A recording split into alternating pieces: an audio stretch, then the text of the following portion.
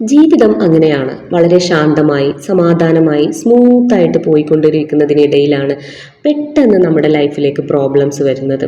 സാമ്പത്തികമായ, ശാരീരികമായ, മാനസികമായ ബുദ്ധിമുട്ടുകൾ, രോഗങ്ങൾ, പ്രയാസങ്ങൾ, അങ്ങനെ എല്ലാം.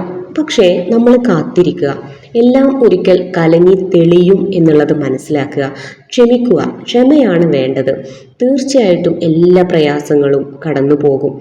വീണ്ടും ജീവിതം തെളിനീര് പോലെ ശാന്തമായി ഒഴുകും. എടുത്തു ചാടി ഒന്നും ചെയ്യരുത്. എല്ലാ പ്രയാസങ്ങൾക്കും ഒടുവിൽ ഒരു നല്ല എളുപ്പം വരാതിരിക്കില്ല.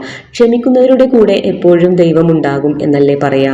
കാത്തിരിക്കുക, ഈ സമയം കടന്നു പോകും എന്നുള്ളത് മനസ്സിലാക്കുക.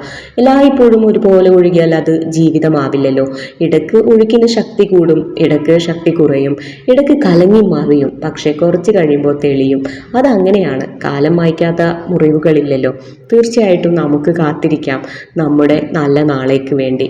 നമ്മുടെ ലൈഫ് വീണ്ടും കലങ്ങി തെളിയും എന്നുള്ളത് ഉറച്ച് വിശ്വസിക്കാം. മറ്റൊരു വീഡിയോയുമായി വീണ്ടും കാണാം. അതുവരേക്കും bye. Thank you for watching.